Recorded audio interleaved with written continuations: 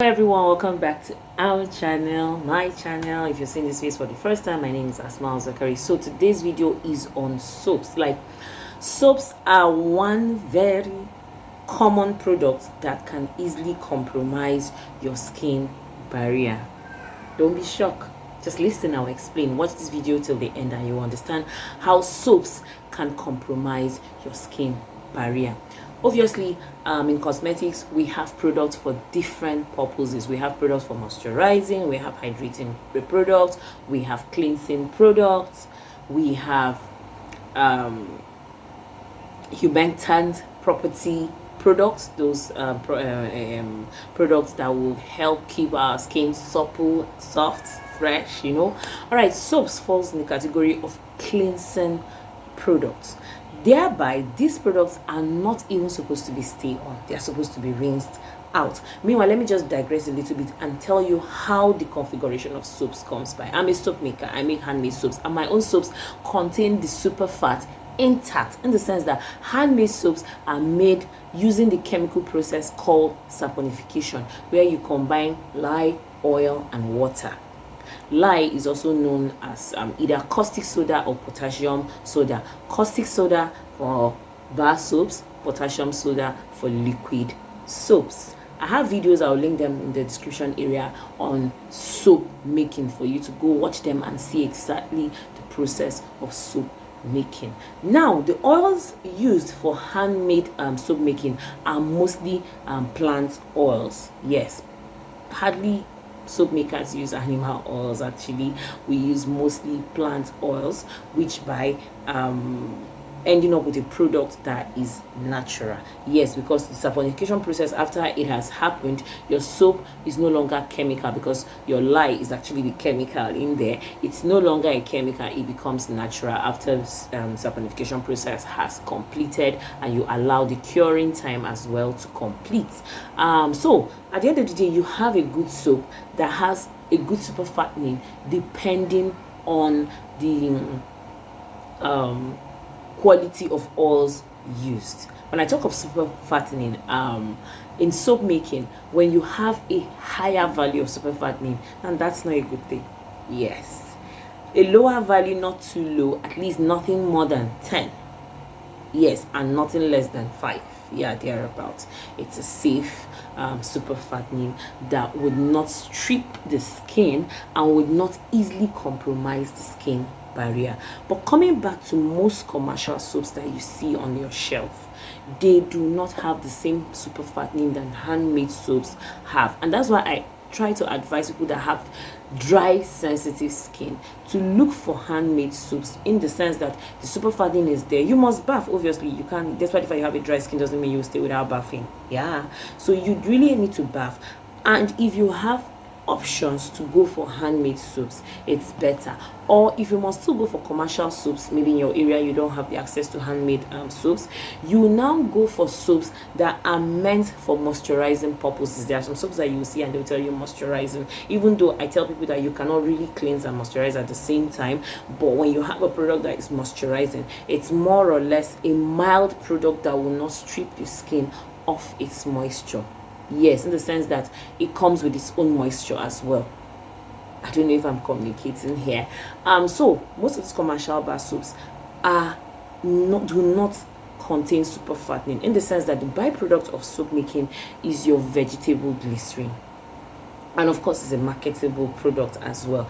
As I speak to you currently, vegetable glycerin goes for 4,000 naira a liter. I don't know how much it is in dollars, but 4,000 naira for Nigerian naira for just 1 liter. In the past, it was way cheaper. You get, so vegetable glycerin is a marketable product. So these commercial soap makers, they have a way of draining out that, which we, the handmade soap makers, we don't take that out, and that is where we boast about our super fattening. Do you understand? But the commercial soap makers take it away, of course, to use for other things as well, because of course vegetable glycerin, I don't need to go into details on how effective it is in skincare and hair care products in general. So coming back to the fact that I'm telling you that, so after briefly explaining all of this, the commercial soaps lack super fattening due to the fact that the byproduct of the soap making, that's the vegetable glycerin, has been taken away from it.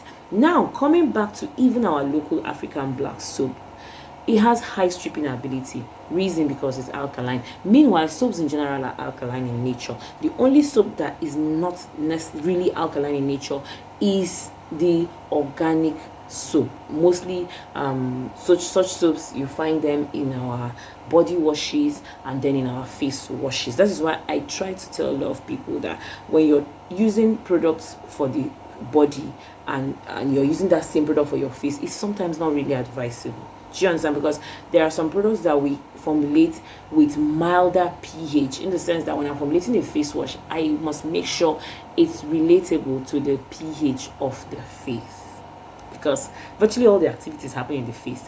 You hardly compromise the skin barrier of your body, but it's very easy for you to compromise the skin barrier of your face. So when we're talking of skin barrier damage, we are focusing more on the face, because that is the most sensitive part that easily gets stripped off, of the sebaceous of the sebum, if you know what I mean here.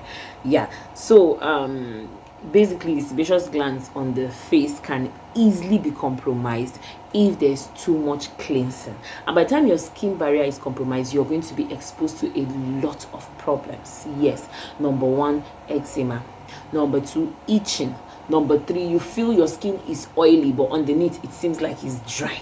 And there's I've met some people that tell me that they rub soap overnight, in the sense that they want to lighten their skin with the soap. Like most of the time when the soaps are for lightening purposes, that they rub it overnight and then allow it till morning and they wash it off.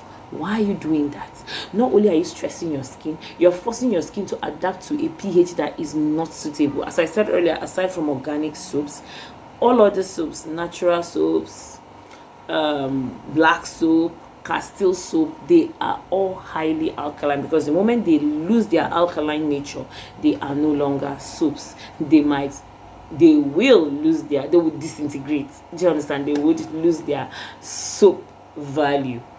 Yes. So you are stressing your skin with a pH that is not of that skin. It's just like me now picking myself as a human being and going to say I want to go and start living in the forest. Like, that's not my habitat.